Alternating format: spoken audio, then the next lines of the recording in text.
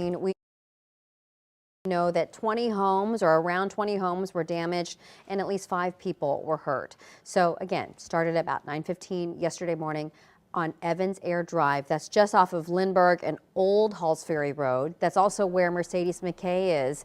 Mercedes, do we have an answer yet to what caused this explosion?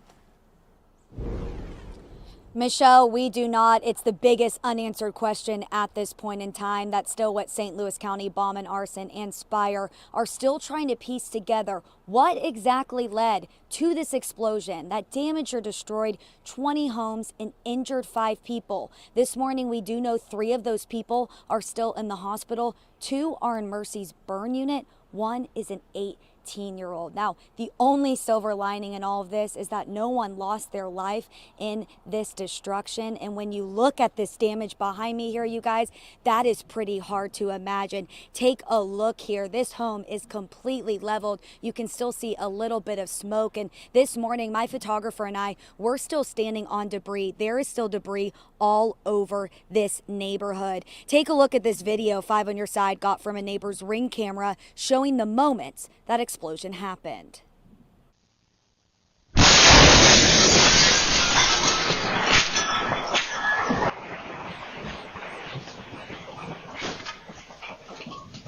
This video really shows, the force of this explosion, you guys. Multiple homeowners nearby say that windows were blown out, and many described it as feeling like an earthquake. 90% of these homes here in the Sunland Hills subdivision have red tags on them, so they are not livable at this time. First responders continue to reiterate how it is not safe because of structural concerns. While they're warning people to please stay out of the area because of the danger, loved ones of those impacted are just grateful that everyone's alive. You don't want to have somebody go into a building, then it collapse. The floors are not stable, the walls are not stable. The ceilings are about ready to come down in those houses that are marked red. So we don't want them even trying to attempt to go into those houses. I got a call from my sister. She was screaming in the phone, like, help, help, like my house, it's, I think she said something about a fire. And it just really, I was all shook up. I'm like, oh my gosh. She's like, come now, come now. So I immediately rushed over. I had to park my car on Lindbergh, and then I just walked back here with her. And I'm just so grateful that she and my niece and nephew, they were all fine. So that's what matters most. Everyone is safe.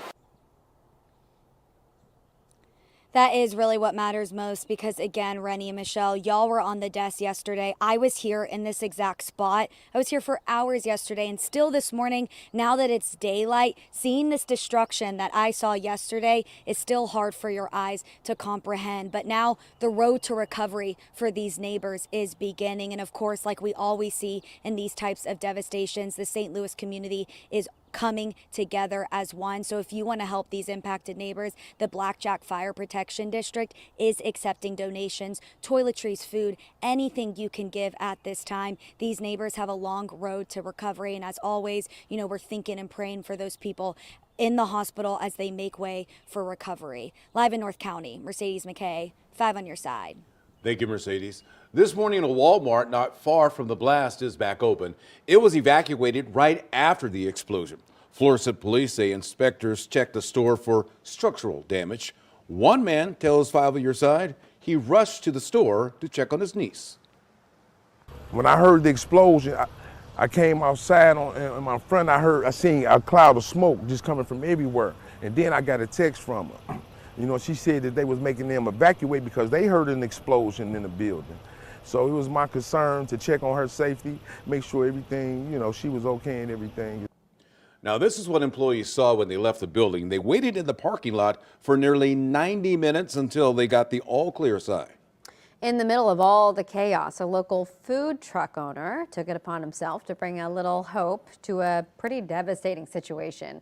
Bob Manicky, the owner of Man Meats in Florissant, was at the site of the explosion even before first responders. And take a look, he captured that video. He said he was leaving his nearby home when that explosion happened. I was getting ready to leave. I was just a very distinct loud boom. So I was already getting ready to leave the house. So I started going towards Home Depot at Lindbergh and Florissant, and I seen a mushroom cloud of smoke. Just incredible there. Well, Bob loaded up his food truck and was able to feed the dozens of first responders in the neighborhood. Our coverage of the North County explosion continues now on our 5 Plus streaming app. It is free to download and watch on your Roku, Apple, Fire, Samsung, and LG TV.